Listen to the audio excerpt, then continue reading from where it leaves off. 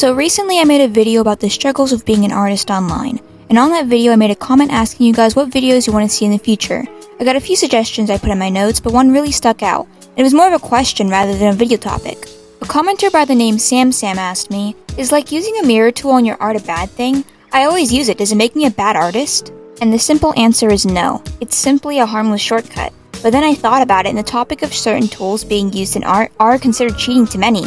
And many think this cheating makes that person a bad artist. I've heard people say similar things to mirror tools, even mirror tools themselves being considered cheating. But to be honest, I don't really think there's cheating in art. Hey dudes, it's Bree and I'm back with another art commentary. Today it's about a topic that has piqued my interest.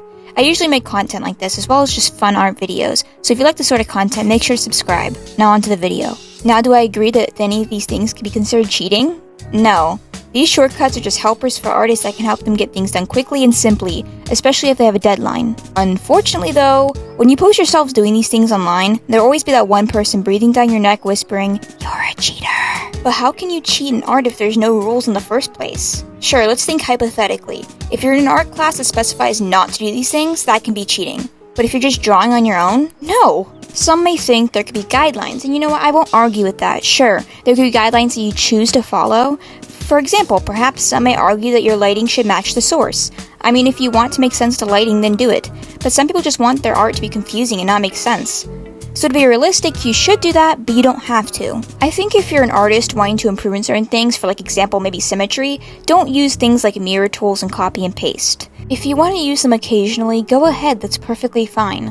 But if you want to improve, I suggest not fully relying on them, and taking some time to actually practice the things you struggle in so you can improve. It definitely is annoying, trust me. Studying how to draw hands was torture, and sometimes I'm still terrible at it, but they look pretty decent now, and that's because I stopped putting the hands behind the back or using oversized sweaters, and I actually started drawing them. No, but actually, I went through such great lengths to avoid the hands, so much so that I could list many methods to avoid them. And as you can guess, I never improved until I actually started pushing myself to. In a healthy amount, of course. If you're feeling overwhelmed while practicing, that's your sign to put the supplies down and rest for a bit. The more tired you get, the sloppier you'll be, and your mood will ultimately go down. So just take a break, even if it's just walking around your house, grabbing some water or a snack, or just a music break.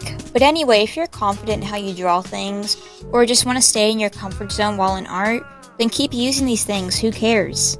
Besides the internet, but who cares what they think? Everyone likes shortcuts, and especially if you already know how to draw something and don't want the hassle of doing it, so where's the harm in having them? They just make things so much easier. I'm constantly hearing that it's not gonna help them improve. So many people say this all the time and treat art like it's something you have to improve in to do it. But for many, it's just a fun hobby to do from time to time, and yelling in their ear about how they need to stop what they're doing and work on improving is annoying for many. Not drawing to improve is perfectly fine. We don't have to improve our art if we don't want to. Some people just like staying in their comfort zone, and that's perfectly fine. That being said though, if you aim for improvement, I do recommend stepping out of your comfort zone every once in a while and practicing something you can't draw, maybe something like hands that have correct anatomy. The only time I could see someone needing improvement outside of just wanting to improve is if they'd want an art-related job that requires a skill they haven't mastered yet, or if they're in an art class. And if you want to improve and you think you need improvement, perfect. Look for ways to improve through studies, guides, and ask for constructive criticism. Though something has really bothered me recently that people nowadays in the art community, especially on platforms like Tik Tok, treat needing improvement like it's committing a crime. They can and will hate on you for it, and a lot of times under the guise of constructive criticism. Instead of helping artists, this most times will just discourage them from drawing. So many people swear that it helps people improve, like Crooked, like that situation that I briefly mentioned in my art lore video. Like people said, oh, well the bullying actually worked because their style is improved now. But no, they kind of just improved it on their own, not from the bullying. That logic genuinely confuses me. It is so gross how beginner artists get treated now. Especially since 2020, things have changed drastically. In 2020, I would post my art on TikTok, and I definitely was not that good at art, at least in my opinion. My anatomy was way off, and my sketchbooks would need a jump scare warning.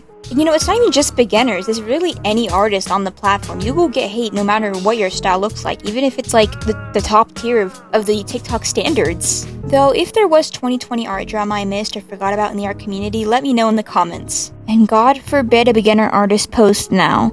They'd be lucky if they can withstand the amounts of hate comments they get. I stopped recommending TikTok as an app to post art because yes, it's easy to get views, but if you're unlucky, those views could just be an endless void of harassment. And I find it super ironic that everyone on TikTok says that 2020 TikTok was terrible in this god-awful cringe time, and yeah, he was pretty cringy, and a lot of times I wish I could forget the cringy things I did and posted, but I feel like people were so much nicer and accepting of new artists. At least that's what I saw on art TikTok in 2020. I feel like after 2021, things kind of just slowly went downhill, and I feel like cringe culture was just more significant because in 2020 everyone was just really cringy, and there was no bullying for something that was deemed cringy, but now it's like almost everything you do is probably cringy to someone, and they will definitely point it out and make fun of you for it. And TikTok, being the sheeple they are, will just hop onto the hate train and start hating on you too, and it could just lead to endless comments of just hate. And I'm not even exaggerating or lying. Like, just looking at the jelly art style video I made and the whole situation, a few people were like, yeah, I don't like this style, and then everyone was like, well, time to raise the pitchforks. And I just think the whole topic of cringe culture and art could be its own video, and it's just a really toxic thing. And I say, just be cringe. Who cares? Yeah, sure, some random user on the internet will make fun of you for being cringe. TikTok will probably bash you into shreds, but does it really matter? Does it really matter anymore because anyone is called cringe now? I don't get it.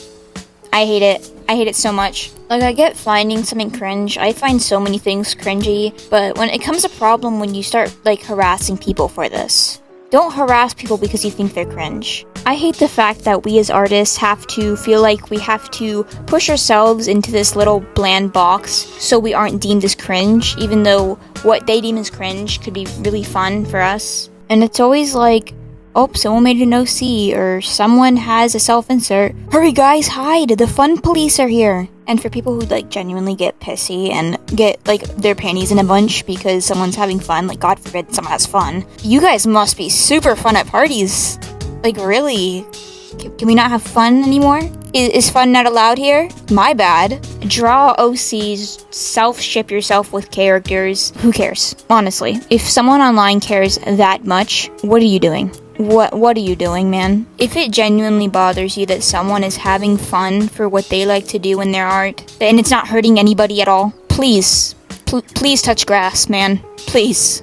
I beg of you. Anyway, I've steered really off topic, and I'm so sorry for all the pauses in my talking. I'll probably cut them out and, like, shorten the clips, but there's a lot of pauses because I went off script because I added, like, a brief mention of it, but it really bothers me. And I probably might make a whole video on it. I don't know, but it just genuinely annoys me. It genuinely does. But overall, if you want to improve, shortcuts probably aren't the best things to do. And it's best to try and avoid them. But if you don't. It's not a big deal and it's hurting nobody. I think you should be able to draw however you want, whatever you want, even if it means copy and pasting your eyes or doing whatever. If it's not hurting anybody, why is it a problem? It's not. It's not a problem at all. As usual though, these are just my opinions, but what do you think? I'd like to have a discussion in the comments if you disagree. I don't know. I personally think the idea of cheating in art is dumb. If you want to improve, improve. If you don't, you don't. But if you disagree, that's perfectly fine. But that's all for today. Comment down your video ideas and opinions. And here are the brush codes in today's video. And if you haven't already, subscribe. With that, love your art, love yourself, and love others. And I hope you had a pleasant day. Bye-bye.